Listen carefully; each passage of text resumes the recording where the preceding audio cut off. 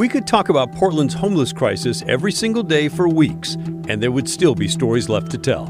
It feels like a story we've told many times, a large homeless camp in a residential area. That's our reality right now. The only hope, concrete solutions that are followed up on from start to finish. People are sick of hearing this. They identify it as being urgent issues. There's a sense of urgency to this. Take a moment to address the urgent crisis on our streets. The community is demanding urgency. While they end up seeing little to no results. I know that people are tired of hearing us talk about addressing this issue. They expect action. All kinds of ideas on how to solve the homeless crisis have been pitched to city and state leadership. Dumping boulders in place of homeless camps. The president is encouraging state and local governments to use the federal strategic plan as a blueprint. Banning unsanctioned homeless camping and putting homeless people into 6 large designated camping sites instead. This whole merry-go-round of, we're going to do this and end this homeless situation, but yet it never gets done. And now, investigative reporter Kyle Aboshi is starting a new series, checking on those proposals and pilot projects, answering a simple question. Whatever happened to that? Here's the story. They popped up in parks, city streets, and neighborhoods. Remember those bright red port-a-potties? Starting in September of 2020, the city of Portland put out roughly 130 portable toilets to help people experiencing homelessness have access to clean restrooms during the pandemic. This pilot project, as you may recall, got a lot of backlash from neighbors, upset about the placement of these portable toilets. Portland's red porta-potties might as well be bullseyes. That's according to city officials, one of whom got this voicemail. Excuse me, ma'am, but what the hell, heaven or purgatory, is that red thing doing in front of my church? Which got us wondering, whatever happened to those red porta-potties? According to a city spokesperson, the majority of those portable toilets are being taken off the streets due to a lack of funding and vandalism. There's approximately 16 or so left now. The porta-potties, they're all gone. You know, there used to be one down right there. One of those red porta-potties used to sit on the corner of Southeast 57th and Powell. Yeah, it's stressful. Nathan Seelan, who lives in a van nearby, explained, It's funny that you showed up here asking about this, because that's exactly a bathroom what I'm doing right now. is a basic necessity. You're right, it's definitely something you take for granted. You know, you don't think about it until it's gone.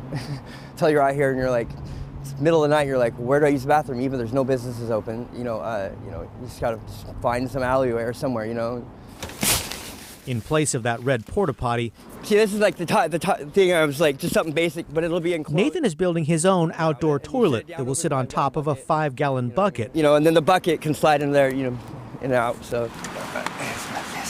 He's also creating a temporary wooden enclosure so a female friend can have some privacy while using the toilet. Everyone who's got to use the bathroom is going to find a way to go, you know what I mean? If they don't come up with some solution, you know what I mean? Unless you want to see turds and disgusting stuff around, it's gross. Figure something out. There's no question, open urination and defecation in and around homeless encampments is disgusting. It poses a risk to public health and the environment. The porta pots is very, very, very, very important out here. We really need them out here. Yeah. And think about it. A lack of a bathroom can erode a person's sense of dignity. I don't want the people that are judgmental to judge me even more than what they already do. So it makes it very hard on us out here. And I want to be inside just like everybody else.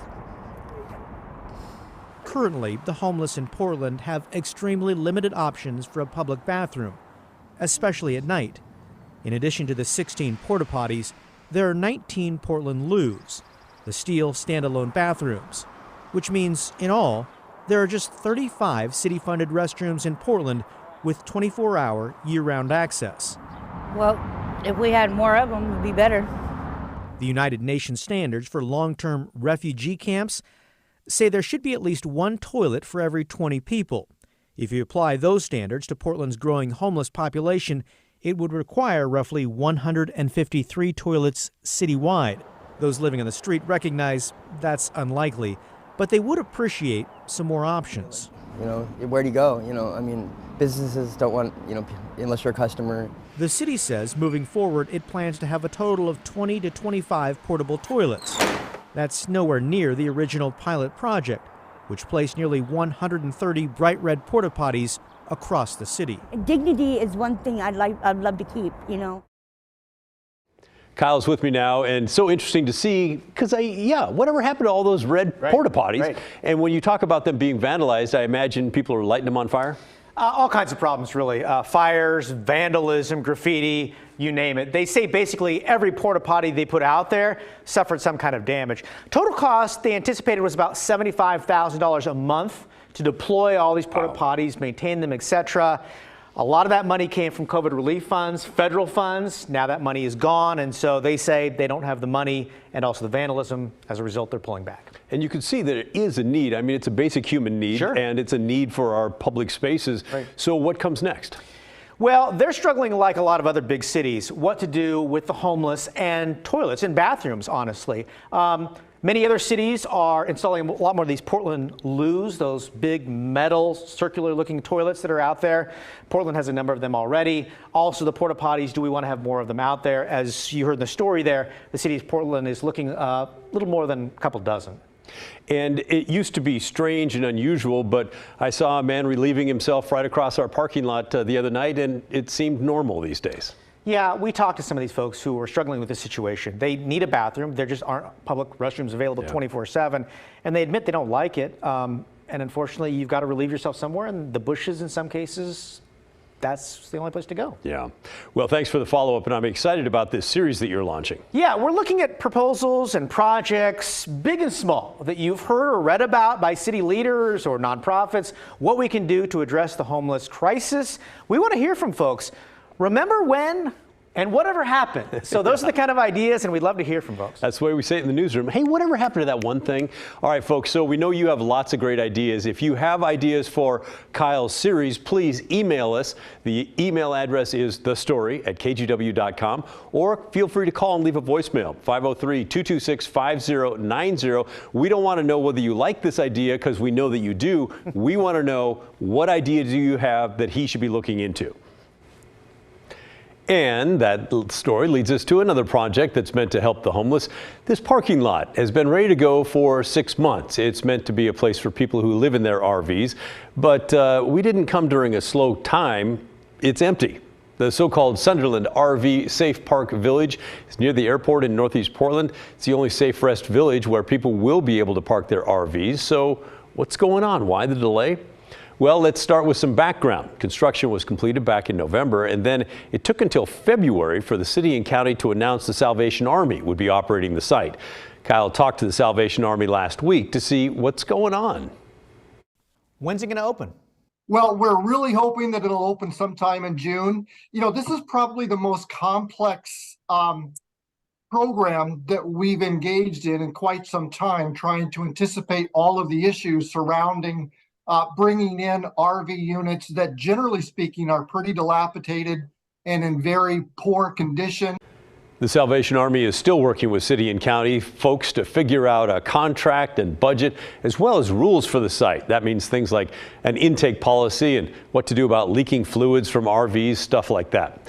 And the RV park really cannot open soon enough. A recent count showed that 1 in 5 of the unsheltered folks in Multnomah County are living in their vehicles, not necessarily RVs, but you get the idea. It's a big problem. And if you've ever driven along Northeast 33rd near Marine Drive, you've seen that long line of RVs just 1 block from a safe rest village. The worst thing to happen is you can rush something, get it open, and then there are problems. There are challenges. Those things don't work. You have to close the program. You have to make big adjustments. Again, the hope is to have it ready to open by June. That's 8 months after construction was done. When it finally does open, it will be a 24-hour, large-scale RV safe park. The city and county say it's really one of many projects they have going on. Here's an interesting fact, though. A similar safe parking zone in Vancouver is open and has been highly successful. A city spokesperson told Kyle the time they needed to get that set up and running, less than a month. Yeah. Now, let's take a minute to talk about a mistake on ballots for the upcoming special election that's in just over 3 weeks. Those of you in Clackamas County, I know you're gritting your teeth saying, no, not another one. But take it easy, take a breath. It's not you. This only affects voters in Multnomah County. The error will delay the arrival of your ballot in the mail because the county is reprinting 550,000 ballots. That's a bunch. So here's what happened. This morning, election officials noticed that they're calling a ballot proofing error in the race for Multnomah County Commissioner District 3. That's the seat that was vacated when Jessica Vega Peterson won the spot as board chair. When the ballots were printed, it included the race on every ballot in Multnomah County. Well, that's a problem because it should only be on the ballots of voters who live in that district, District 3. The ballots were set to be mailed out on Wednesday. But now that more than 500,000 need to be reprinted, officials say that's going to be closer to May 2nd, no later than May 2nd. That means you'll still have around 2 weeks to fill out the ballot and either mail it in or drop it off. For people who are overseas, like those in the military, they may have already received their ballot. Election officials say that's fine. Use that ballot overseas. It's going to count. Again, the error only affects voters here in Multnomah County because of an error in ballot proofing. Just how much is this going to cost the county to reprint all those 500,000 ballots? Try $300,000. They tell us the money will come from a contingency fund and budget savings from a Department of Community Services. So yes, Multnomah County, your tax dollars.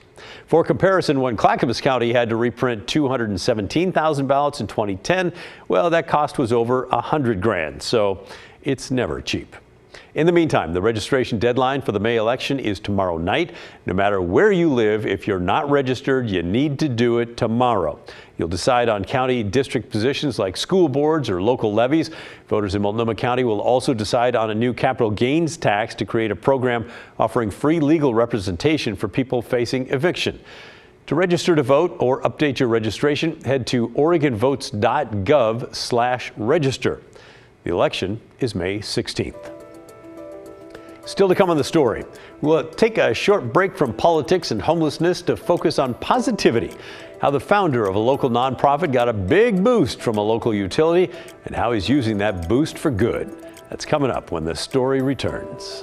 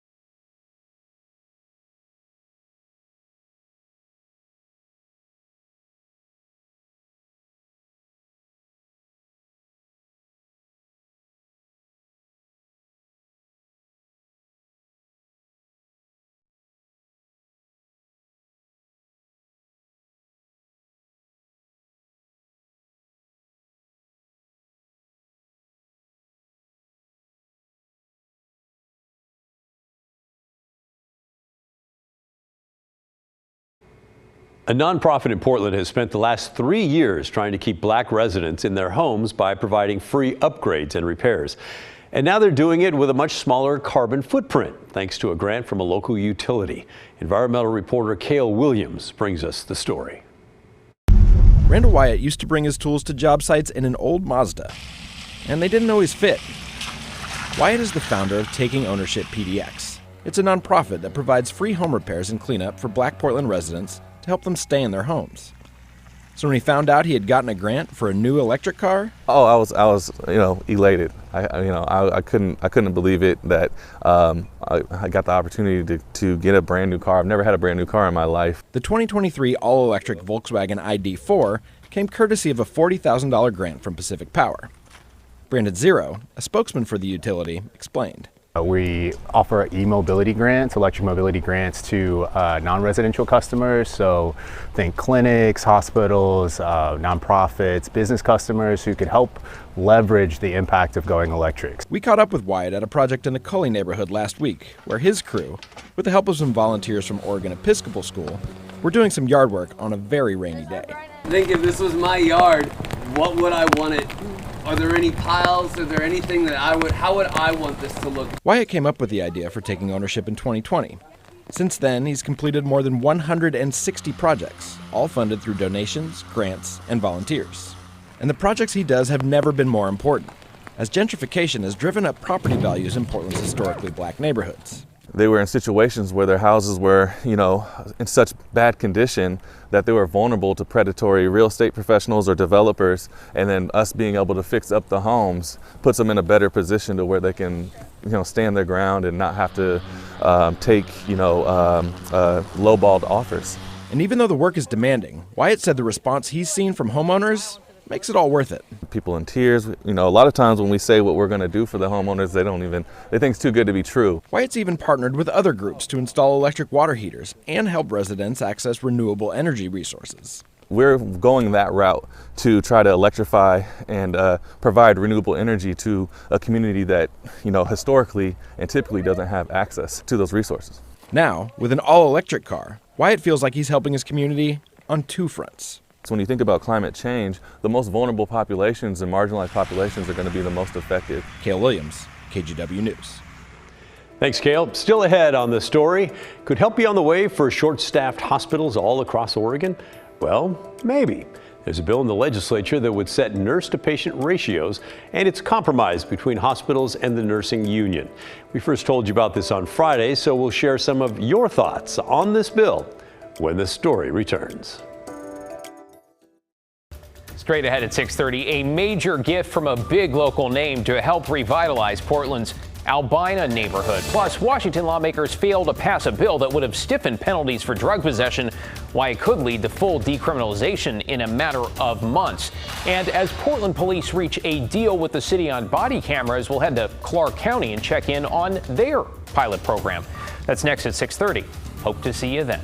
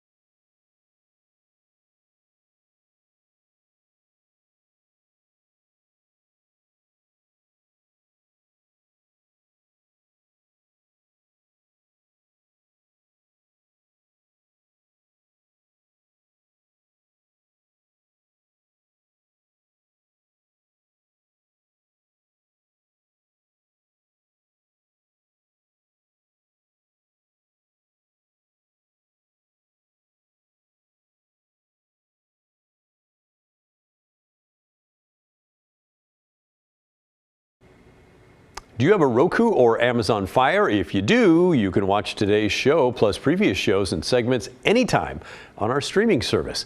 Just go to Roku or Fire on the homepage and add KGW Plus to your home screen on your TV. Now to the latest on that hospital staffing bill that we told you about last week. It basically is a compromise between Oregon hospitals and the nurses union to create nurse-to-patient ratios to hopefully help ease the staffing burden in hospitals all across the state. It's called House Bill 2697. It's currently with the Joint Committee on Ways and Means, that's the money folks, and it passed out of a House committee with a recommendation to pass the bill. Right now, there are not any scheduled hearings or votes upcoming, but we assume it will at least have a hearing on the floor of the House in the coming weeks instead of withering away without a hearing or a full vote. Here's a look at some of the nurse-to-patient ratios it would implement. In an emergency department, 1 nurse for 1 trauma patient. In the intensive care unit, 1 nurse for every 2 patients. You can see there are several other different ratios, so I'm not going to read them all off right now. But for nurses in the pediatric unit, it's 1 nurse for every 4 children. And several of you wondered about medical surgical units, commonly called med-surg. We don't have that on there. That would also be a limit of 4 patients for every nurse. Now, following our segment on Friday, we asked about your thoughts on the bill, and one comment that really helped bring some more context to those ratios we just mentioned is this one. It isn't just the face-to-face time they spend with a patient. They also have to review the medical records of a patient, record everything they do with that patient, meds given, condition changes, etc. I didn't understand why 4 to 5 patients in a nurse's 12-hour shift was so much until I asked my RN niece about it. So that is something to consider when you're making up your mind about what you think about this bill and the ratios. And to be honest, we didn't get any responses that were against the bill. Some of you did wonder about the financial implications and if it would cause hospitals to reduce their services, and that is something that is sure to be hashed out in Salem. In the meantime, let's get to a voicemail from a viewer named Wendy. Definitely in favor of a decent patient-to-nurse ratio. Our nurses work so hard. It's not fair to overload them so they can't take care of the people they need to take care of. I certainly hope the bill passes. And we heard several stories from nurses in the area when it comes to staffing, echoing what we heard before. Overworking nurses, not good for them, not good for their patients. One RN who's been in the field more than 20 years told us, as a consumer of health care, I would be terrified to have to go to the hospital where I work for care. And I am so sad I feel that way. I know my coworkers would do all they could to care for me, but they don't have the staffing to do it safely. Wow. And the former executive director of the Oregon Nurses Association brought up a point that many of you shared with us as well. And obviously she does take a certain position due to her old job, but she wasn't the only one who was saying this sort of thing to us. There is a significant amount of money spent by hospitals on layers of administration, consultants, and activities that are not directly supportive of the care that patients need. So while hospitals are currently on the whole reporting a deficit in profit margin, many have reserves that can clearly be spent in a crisis. And finally, let's end on this email from Marilyn, who told us she's been hospitalized with life-threatening issues twice. Nurses care for their patients with compassion that is unmatched in the healthcare arena. If we lose our nurses because we have overburdened them, we have lost human connection, skill, and most of all, healing. That would be a very sad day for humanity. Even though the hospitals and the nurses union agreed to the compromise, it's all up in the Salem now to the lawmakers. It's up to the lawmakers in Salem. We'll keep an eye on the bill and keep you posted on its future. And now, from the folks who do important work every day to save lives to the legal authority that many states have to take lives. Washington became the first state on the West Coast to remove the death penalty from its law books. We'll tell you more about the special guest that Governor Inslee had alongside him when he signed the bill to make it official. That's when the story returns.